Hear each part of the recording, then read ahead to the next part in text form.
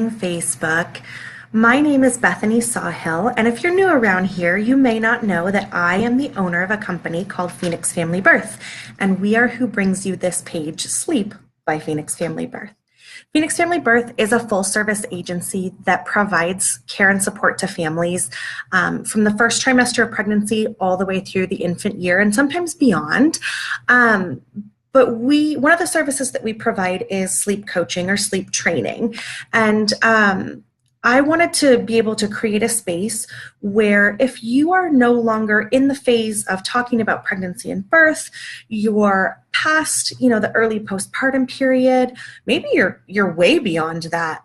And you really want a place where we can concentrate on sleep. I wanted to make sure that we had a page where we can really keep sleep the focus without getting diluted or lost in the messages of some of our other service pillars. I also just want to make sure that it's a safe space to talk about family sleep. Family is the driving force behind our company. We really believe in wraparound care. We really believe in care for the whole family. And so while our sleep consulting services and sleep training services really focus on babies from around the 3 to 4 month age through about 18 months, I do want this to be a place where we discuss other types of sleep as well, especially for teenagers and adults. I think there's a lot of information out there for sleep training methods and how to get babies to sleep through the night and different milestones of sleep you can expect in infancy and early toddlerhood. And then I think you just kind of get thrown to the wolves after that. We kind of think, well, whatever sleep is, and there's not much we can do about it.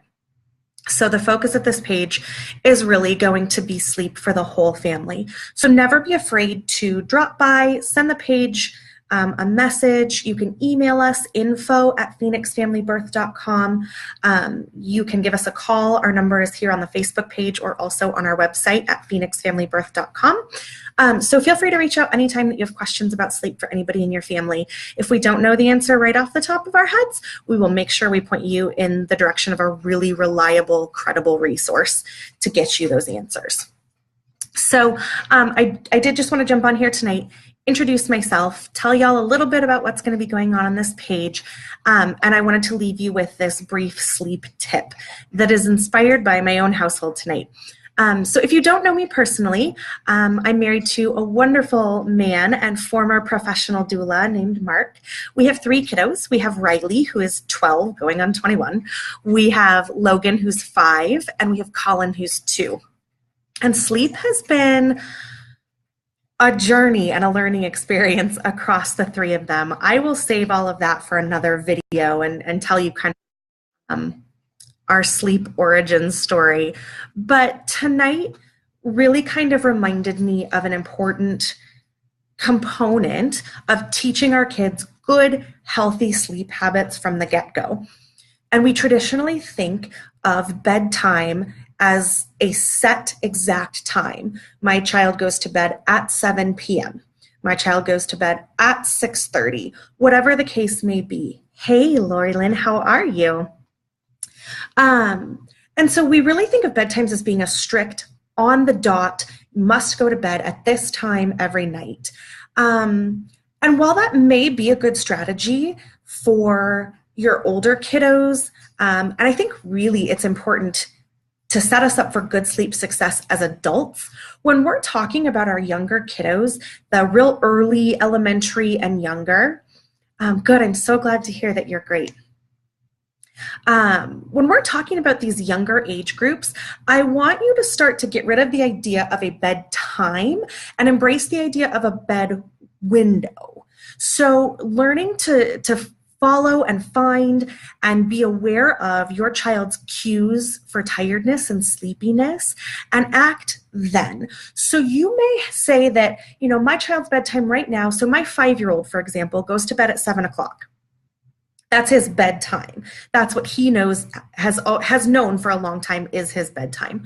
However, with summer, meaning that the sun is up later, but it also means that we are busy and go, go, go. We're sometimes out in the heat. You all know Phoenix is hot and that sun is draining, and the pool can be so refreshing, but also so exhausting. And so at 5, he doesn't really nap during the day anymore. Except, a freak once in a while falls asleep in the car or something. But on a general day-to-day basis, he does not nap. And so to say that he goes to bed at 7 o'clock isn't really realistic. Some nights, like tonight, he was showing me signs of sleepiness by 5:30. By 5:30 this evening, when we were getting home and getting through the dinner time rush and those kinds of things, I could tell he was gassed. He did not have it in him to make it to 7 o'clock. That said, I could have pushed him to 7 o'clock, but what would have happened is he would have gotten a second wind. And we'll talk about the science of sleep a lot in the coming weeks. But in a very brief nutshell, that second wind where your kid all of a sudden is like, I'm not sleepy, I'm fine, I could go for 2 more hours. It's because their body feels like they need to push through. Well, obviously I'm not getting the sleep that I'm craving, that I'm asking for, that I'm signaling about.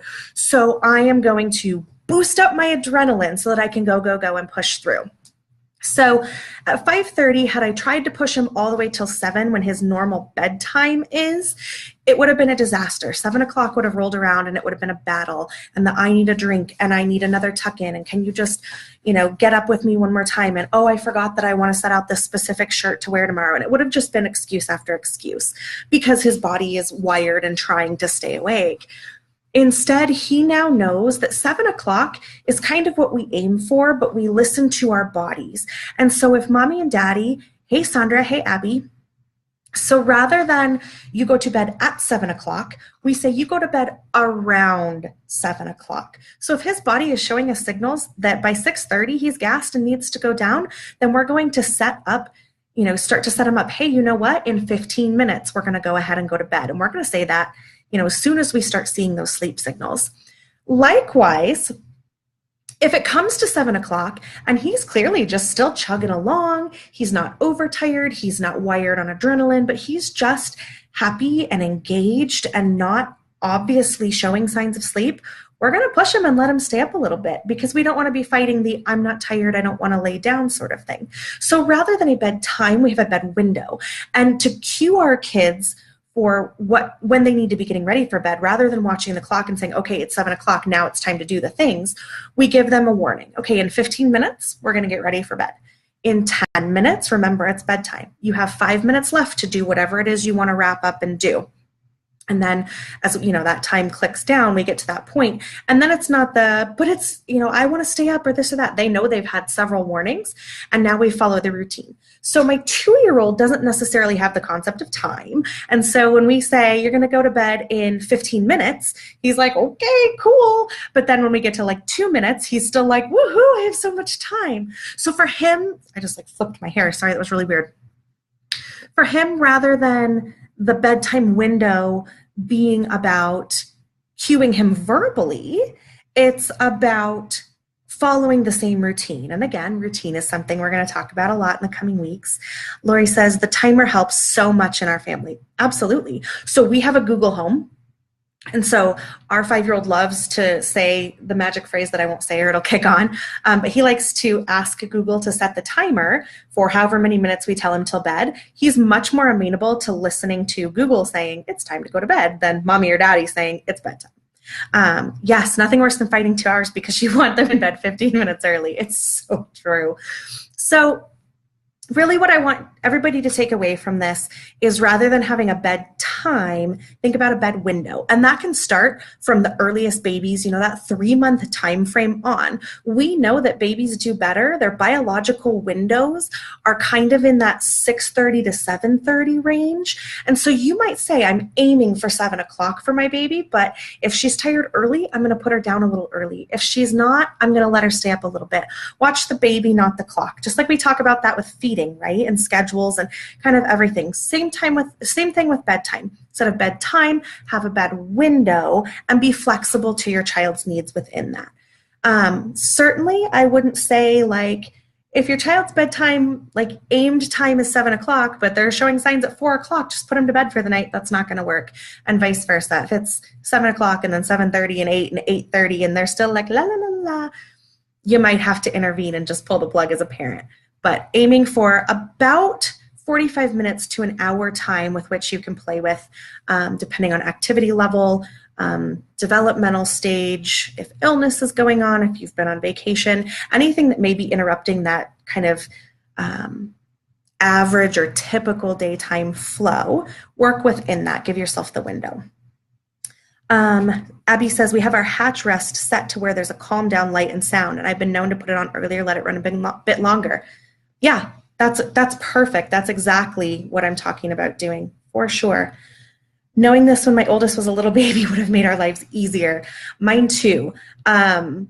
I did not learn about healthy sleep hygiene for kids. I thought I knew. I'd read some books and I'd read some blogs and I thought I was doing fine and meeting all my baby's needs. And then the third one came along, and by then I had hired a sleep coach, and I never looked back. So now I've really devoted and dedicated myself to understanding not only sleep, not just sleep methods, but sleep science and why it works and what's important about it. And so part of the bedtime window for our family is screens go off. So we don't let our kids, if we know our kid's gonna go to bed around 7 o'clock that night, we don't let them watch a screen until 6:59. By 6:45, we're saying, okay, screens are off. Now we're gonna start to cue your body and give you the associations that it's time for bed. And frankly, 15 minutes, in my opinion, is not enough. But real life is real life. And sometimes you can know the very best things and not be able to put them into action, or choose not to put them into action, which for us right now, it's a choice because it's summer and there's a whole lot that went into that decision. But please know that me telling you these things does not mean that I am always perfect with my kids. But I do want to share tips that personally, I do know work, and professionally, I do know work. I am not going to be using this page to share propaganda or what I think the studies may say if we did them right, or this is going to be tried and true sleep science and best sleep practice. So that's a little bit about us. That's your sleep tip for the night. And I hope that you all have sweet dreams and get a nice restful slumber. Talk to you soon.